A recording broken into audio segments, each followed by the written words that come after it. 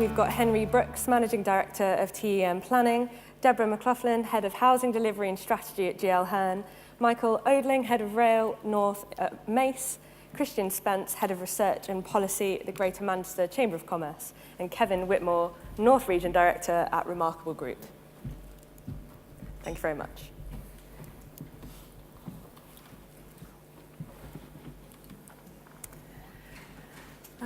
Kevin, if I could just come to you first to get, I guess, a few points from you in terms of the various presentations and plans you've seen discussed today and your view on that.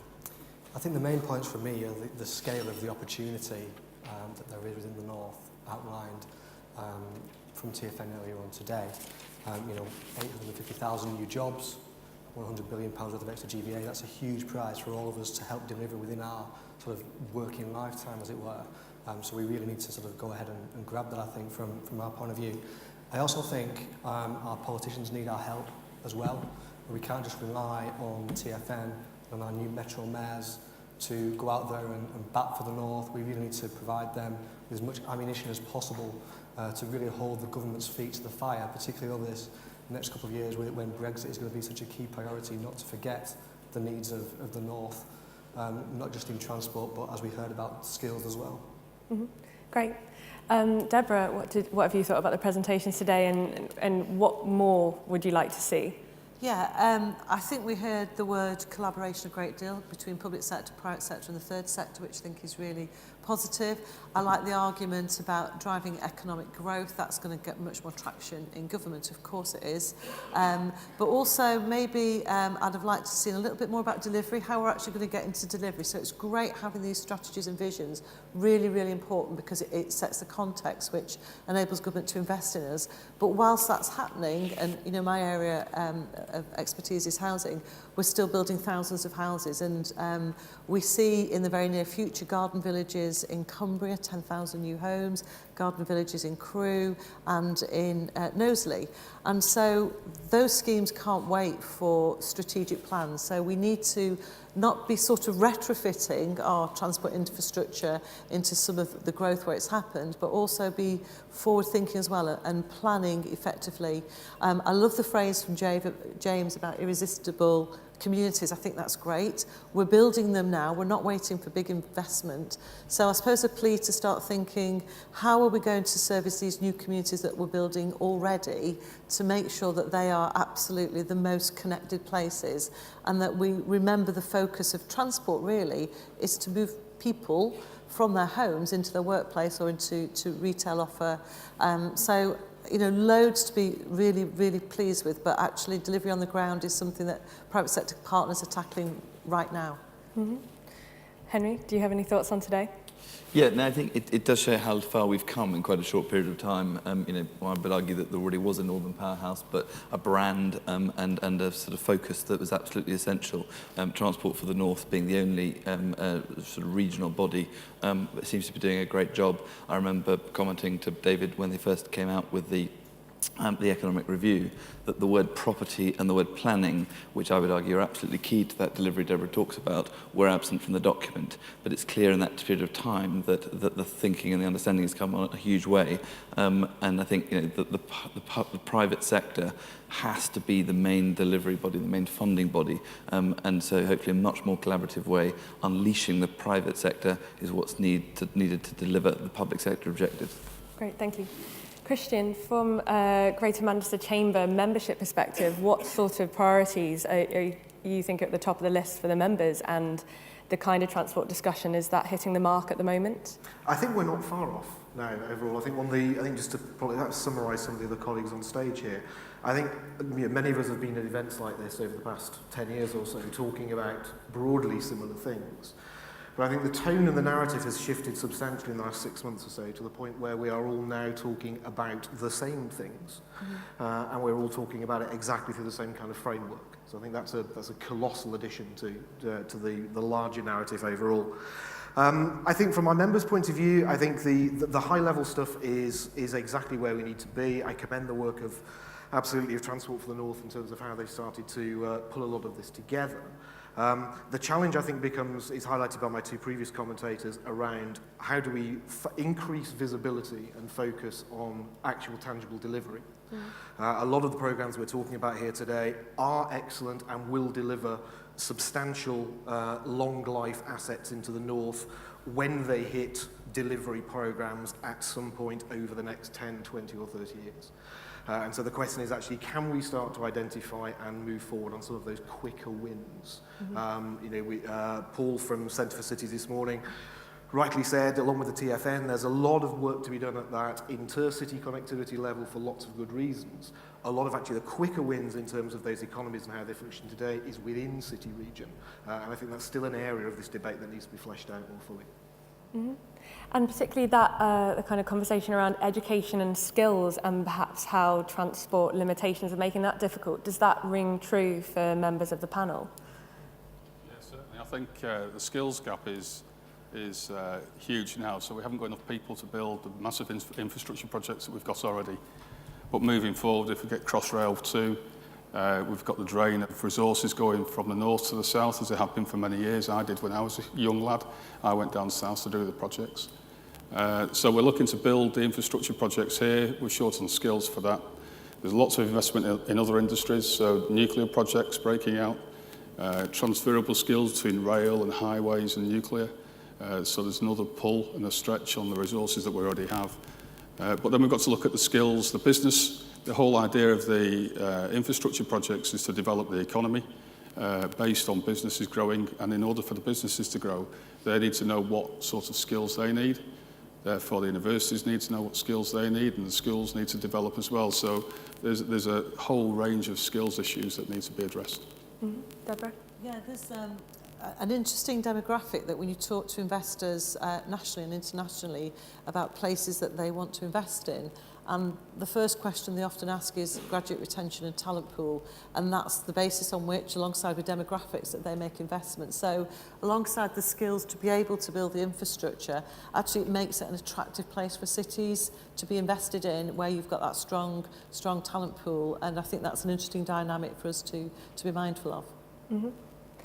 And Henry, Cheshire and Warrington was touched upon as being one of the most successful areas. I mean, you've obviously got large land holdings there. Do you think, is there much more to be done? Is Cheshire a problem solved?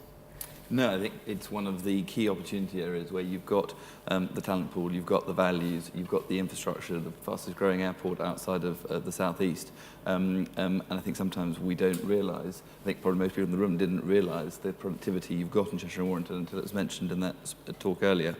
And I think one of the key things for unlocking this growth, to me, seems to be about thinking about quality development. It was heartening to hear some discussion around quality of place, around placemaking, garden villages, garden cities, because I think almost everybody would agree that your first priority, one priority is putting public transport ahead of roads and less sustainable transport. But actually, the starting point is designing development to mitigate the need to travel in the first place.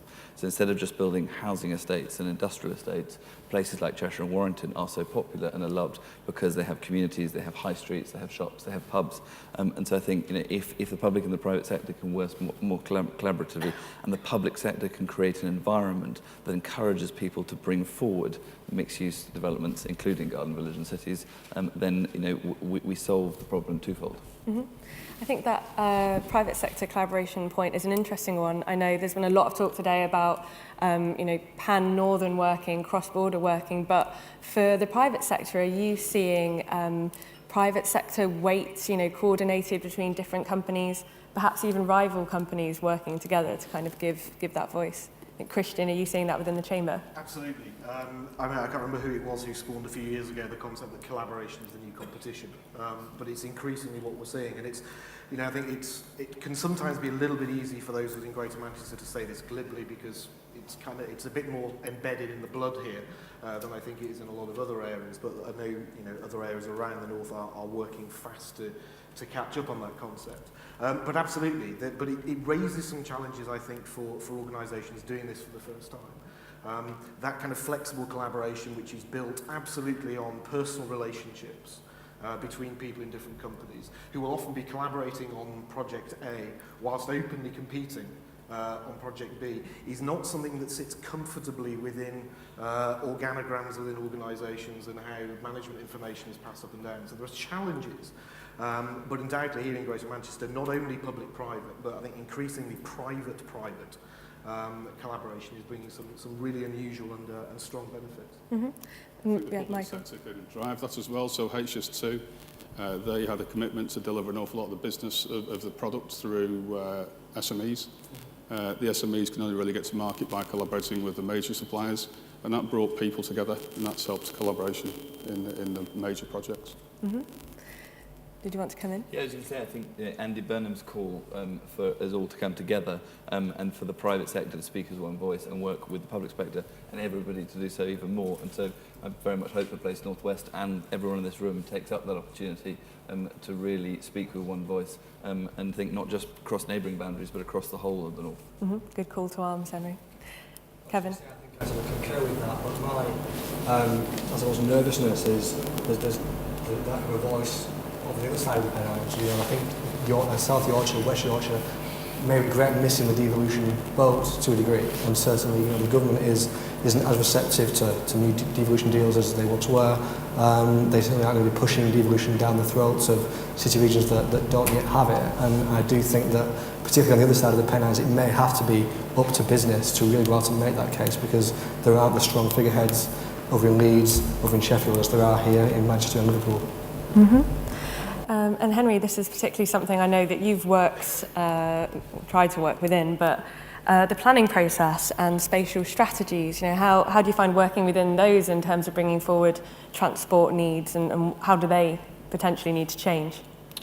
Yeah, I can't think of a better phrase than it's an absolute nightmare.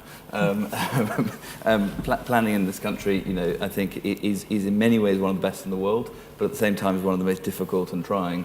And I think, you know, regional spatial strategies, spatial frameworks, you know, have a lot to be said for, and it's great to see Greater Manchester working together as well as some other regions. Devolution seems to be slowing down, particularly with the government so busy. For example, Cheshire and Warrington, as was pointed out, has the most productive economy outside of the southeast of England, but our devolution doesn't seem to be progressing.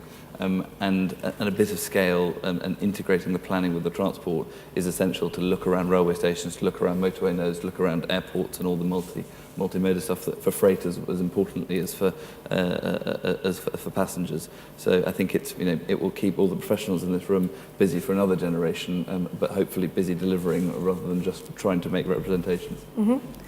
And does the panel feel with the creation of Transport for the North, has that changed the landscape for you, or, you know, are you basically making the same asks in the same way that you were previously?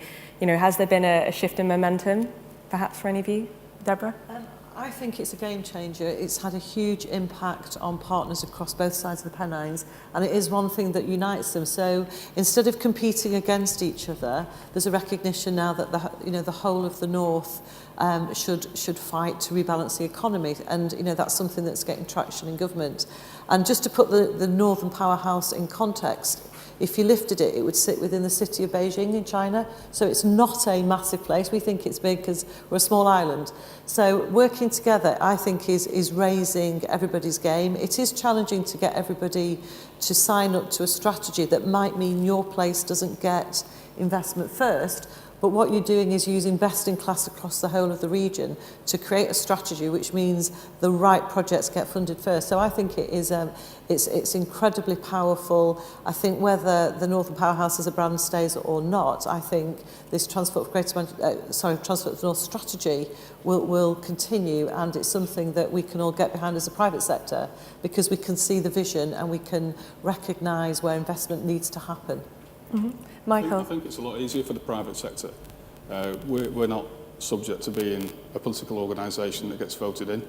It's easier for us, it's more difficult for the public sector to go back to a city and say, we've given the work, we've given this opportunity to a different city because it's the right thing to do, which John mentioned this afternoon. That's really hard when you've got political decisions being made and votes keep people in a job. We don't have that. There's lots of opportunity for us. We can work in the infrastructure, we can work in the businesses that are below the infrastructure, the employment and in education, in technology, in power. All of that gives us opportunity to go and develop and do more across the north. But for political people and the public bodies, it's, I think, a lot harder. I think it's also for the private sector, though, given us all a tangible framework within which to work. You know, we were challenged a lot in the early days in 2014 when, after Osborne did the Powerhouse, and all saying, you know, well, this isn't really anything, it's just a brand, there's nothing that sits behind it. But I think it's a very good example of the role that a national government can play, or organisations like TFN can play, in providing a national or a sub-national framework for other conversations to take place within. You know, there's a lot of in many ways, not much that's come through out of, you know, even the Northern IER or the TFN reports has highlighted anything that's necessarily very brand new or completely unknown before. What it has done is put it all together into a package which everyone can buy into and understand. You know, it's like that enabling of comprehension and the ability to bring other very different partners often together to deliver that. Mm-hmm. And you mentioned the Northern Powerhouse there, which is kind of a government buzzword that I guess now we're hearing less and less. Do the panel feel perhaps that those words, the Northern Powerhouse phrase, might be dead now, that it's more a focus on delivery perhaps? Kevin? I don't think it's dead, but I think it's certainly a reflection of the landscape that we're in. You know, Brexit is looming over the horizon, and that is going to take up a lot of ministerial and civil servant time. But you know, certainly it's up to us, I think, as I was saying before, to hold the government's feet to the fire on this. We've got a Northern Powerhouse minister in Jakebury who I know is very committed to what that division of the Northern Powerhouse is. And it's up to us to make sure that the government of whatever colour doesn't forget the commitments that have been made and really deliver on the promises that they've said. Mm-hmm. No, and I think there's also an opportunity if we play it well here. I think the brand is certainly, you know, it's not the current Prime Minister's favourite term. We know that's pretty clear. But I do think there's an opportunity with the aspects of Brexit. I think, like other people here, you know, I spent a lot of time down in Whitehall, and you know, the talks of capacity constraints are very real. The question now is, can we together weave that narrative which allows us to say, well, look, actually, through things like Northern Powerhouse, through TFN, through devolved bodies here in the north, actually, look, additional devolution to us will actually help you out, Whitehall. You don't have the capacity to take this forward, but we do, and we have the desire to do so. And so if we can actually use the complexities of Brexit and the challenges that that's going to form and flip that argument and say, actually, look, government, we can help you by taking away everything you don't need to do. And actually, you know, looking after infrastructure, looking after skills here in the north is something which does not necessarily have to live in Whitehall. Mm-hmm. Is there any questions from the floor at this stage? Or perhaps any points if you'd like to make from thoughts of earlier today that you'd like to put to the panel as well? No? Okay. Oh, one here towards the front. Thank you.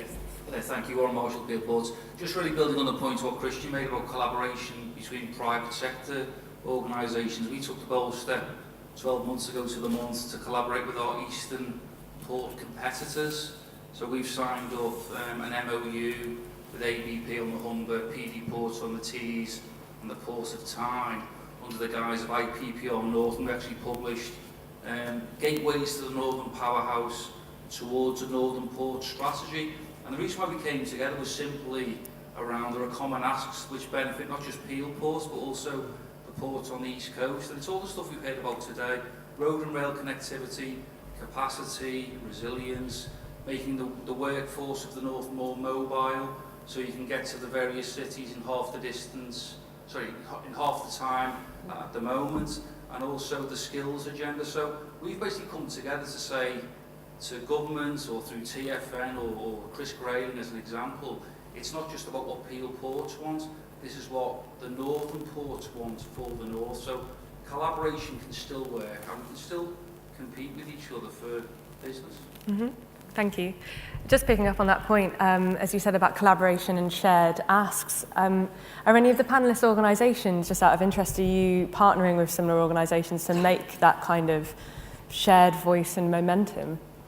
an easy one for me, yes, is the brief answer. Obviously, we're part of the wider British Chambers of Commerce network of 52 chambers across the UK. So there's always been within the chamber network at least this balance of locally led sort of action on the ground, supported by Westminster office, which sort of handles a lot of the government facing side. But I think increasingly we're seeing the chambers across varying different geographies. So yes, across the north it's very easy to bring us, and particularly Liverpool and West Yorkshire Chamber in on the conversations around Crossrail North. In Crossrail North lobbying, we're working increasingly close with London Chamber, making the argument that we understand and do not want to see investment decrease in London. London's success is our success, and Crossrail 2 is vitally important to that. The flip of that, of course, is that Crossrail North is also vital to us. So it's, it comes onto that collaboration aspect. It's flexible relations between organisations who come together to deliver projects or schemes or ideas in which they have things in common. These things don't need to be bolted together in long-run JVs or brand new institutions. It's flexible collaboration is the key. Henry? Yes, at TM Planning, we're helping clients of ours, including the Tasman Estate, try to get involved in a variety of different collaborations. It is a very exciting time. In Cheshire alone, we're seeing, for example, the North Cheshire Science Corridor, which covers geography that goes up towards Liverpool, Manchester and North Wales. There's also Growth Track 360, which we talked about earlier on today, which tries to tie in the transport planning across that geography, including North Wales. And we're thrilled to see Cheshire East, one of a number of authorities that was talked about earlier this morning, leading on the constellation around Crewe, trying to deliver 100,000 new homes, 120,000 new jobs, which no public sector authority can do on its own. And again, it requires the private sector to really sort of come up with innovative ideas and deliver those places. So it seems to be happening to me more and more. Mm-hmm.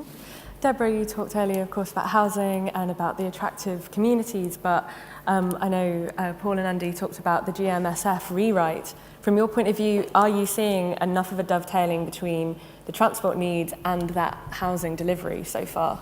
Yeah, I think the first thing to say is that we would welcome that strategy. It's great that, it's a difficult task to do politically. It's very challenging to align all the 10 authorities to agree to do something. So I think we've got to applaud partners to doing that. Looking at the strategy, there is still, it's not holding us up. We're not waiting for the strategy necessarily to be signed off, because there's still plenty of opportunity that is non-controversial. So we heard earlier today about compact cities and how when you've got so many services around the cities, there's still opportunities to increase density. So there's a lot to go at. I think it's the first time that we are seeing people step back and say, look at employment sites, look at residential sites, look at transport, and let's have a really good plan to make sure that these places are really well connected. So I think it's great. Of course, it's challenging, as you said, for political decision makers to keep their communities with them and recognise the bigger prize of getting residential offer and the employment offer right. So I think it's a really good thing to do, and I think it will land in a place that will help the city region grow, and it will deliver clarity, which is the one thing that people in the private sector really need, is clarity, because once we've got clarity, we can start moving into delivery. Mm-hmm. I think the integrated transport that's planned on the back of devolution is key as well. So you're trying to, TFGM taking control of the buses, the road networks, hopefully stations. That will allow them to manage and plan the transport integration, go for that last mile. And I think that will help you decide where you're best placed to build the houses. And on that point, if the devolution of the, I think is it 97 train stations we heard earlier today, if you just think of the residential opportunities around train stations, so you've got your customers living right next to you, so they're going to use the public transport to get to work, but also those sites are underused. Train stations, when you look at them, or railway stations, are more correctly called, are not always great places. The surrounding areas just underutilised, that they're not lit up well. So the potential to really get some animation around these stations, so that there are good retail offers, there are good commercial offers, but also the sites around them for residential are really sustainable and great opportunity. Mm-hmm. I think we have a question from the floor just in the middle here. Thanks very much. Guy Lawson, Civil Engineering Contractors Association. We've talked a lot today about skill shortages in infrastructure. It's a huge problem. And there are two obstacles which our members come to me about time after time. So I'd be really interested to know what the panel's views would be on them.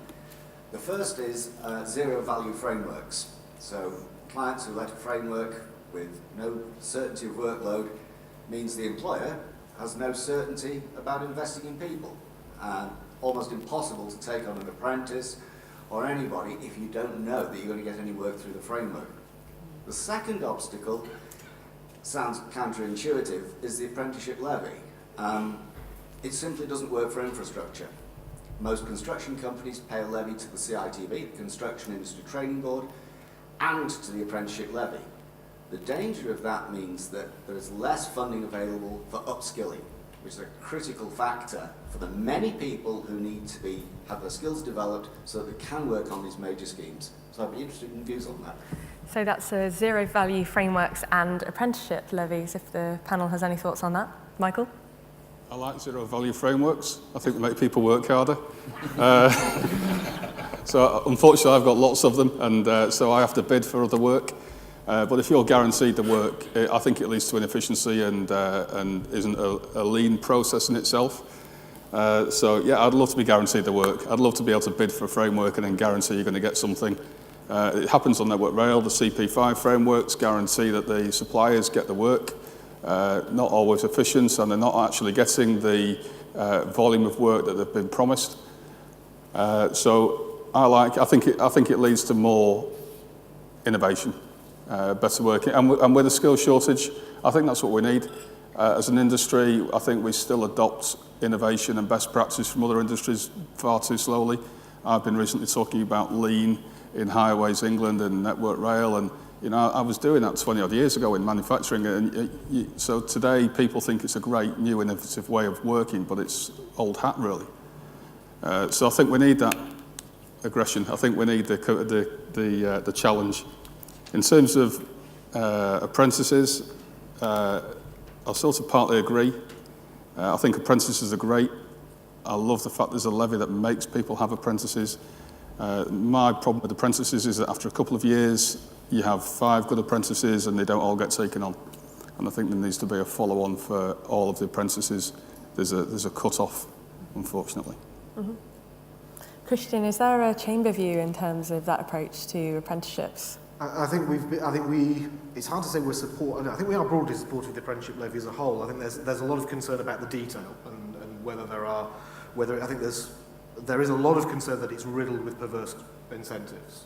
And certainly, we hear a lot of the very largest companies, private and public, who are genuinely concerned about their ability to recoup the funds that will be clawed from the levy, and therefore that money actually will end up being spent in ways which it doesn't really add any value either into the company or into the wide society. So very large volumes of level 2 qualifications over the age of 25, mostly just accrediting skills which already exist within the workplace and not actually necessarily delivering those on. But you're right, I think it's a huge challenge within construction generally. I think the nature of the stop-start cycle of the industry, mostly driven by the typical 5-year short-termism. I think 5 years if we're lucky these days of political cycles.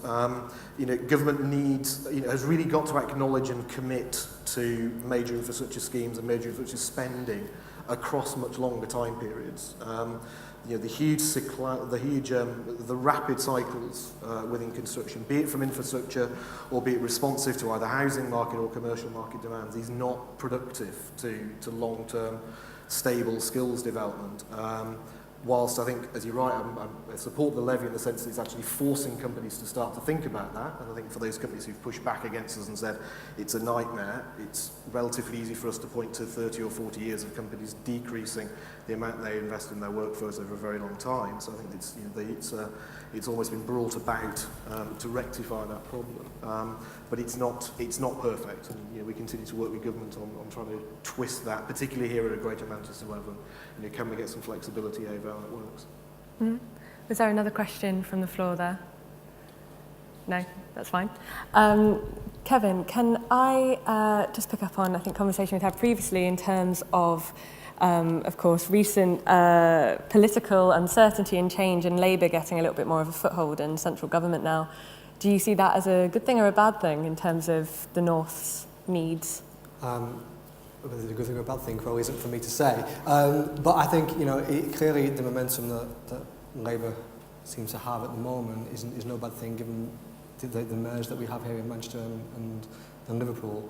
You know, certainly, you know, it gives us a stronger stake in, you know, potentially pitching for, you know, decisions from Labour over there. But I think it's, you know, we just have to just deal with the circumstances that we have at the moment. And I echo the views of the previous speaker, really, which is just crack on and roll with it, because to be frank, who knows what's going to happen in 6 to 12 months, really. So let's just get on and get on with it. Henry?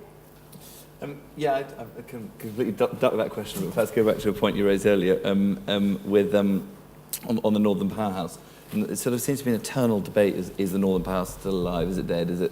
And for me, it's a bit like everything to do with transport and infrastructure. Let's not try and start again and change everything we do, but let's start delivering the things we started talking about.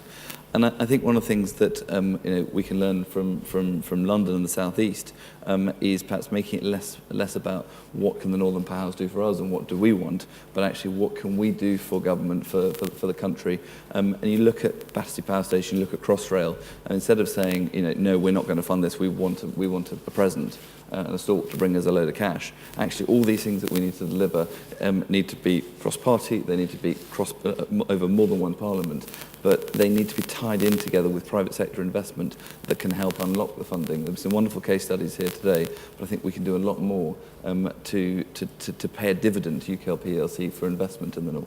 Mm-hmm. And I can kind of reframe that political question, I guess, slightly for you.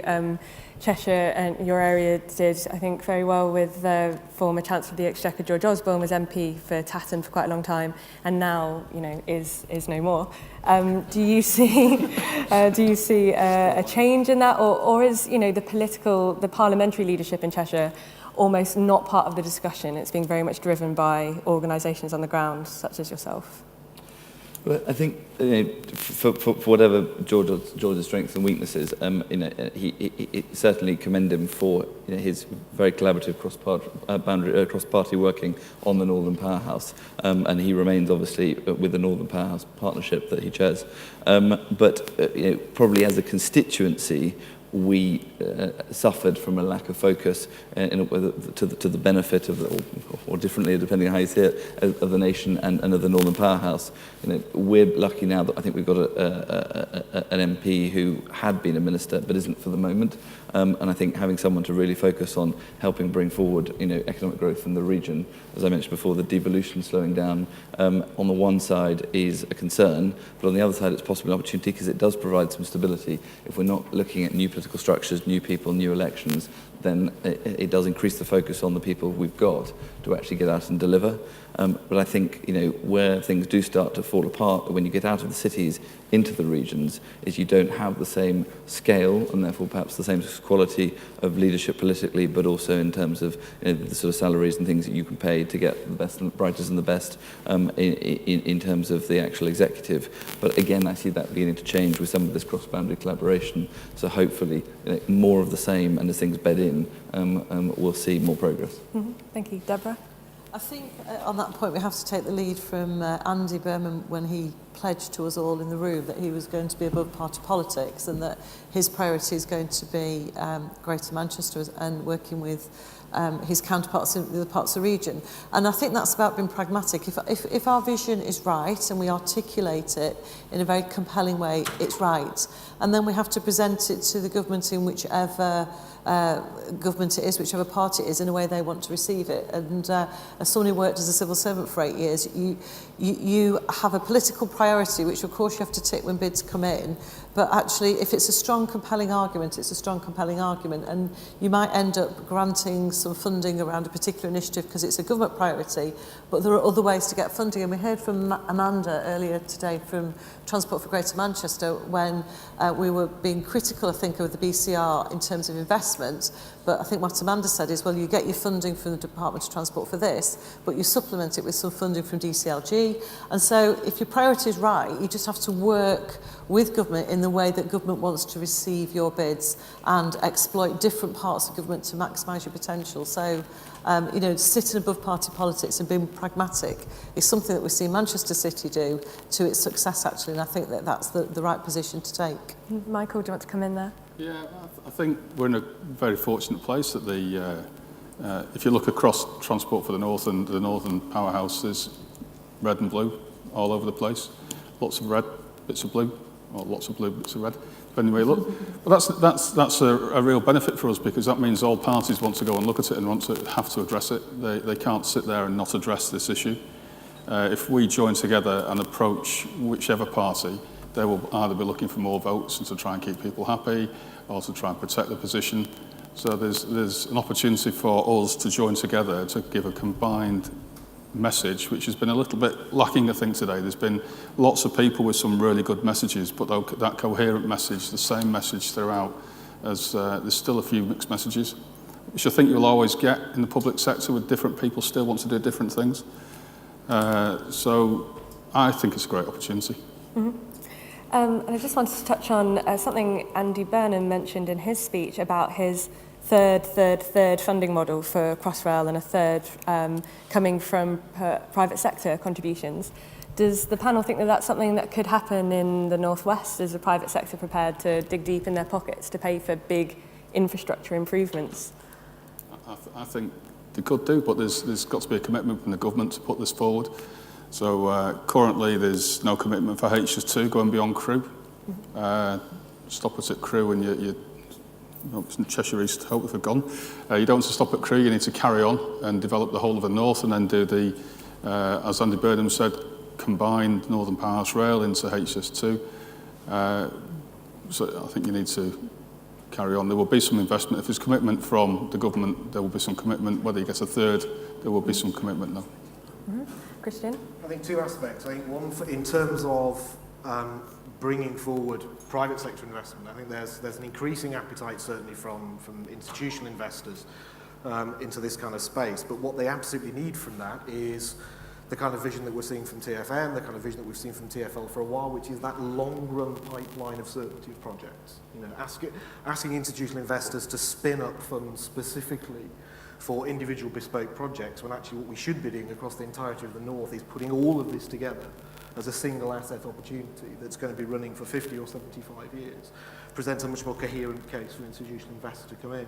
But I think the other part of that, of course, is yes, there's the private third, there's the Treasury third, which is always going to be a hard ask, because Treasury is always hard.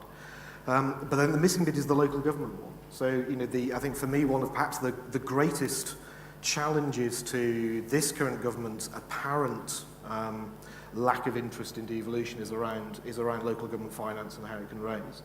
So we saw just before the snap election, the draft local government finance bill failed. That sounds very dull. It is mostly. It's a very big and dull document.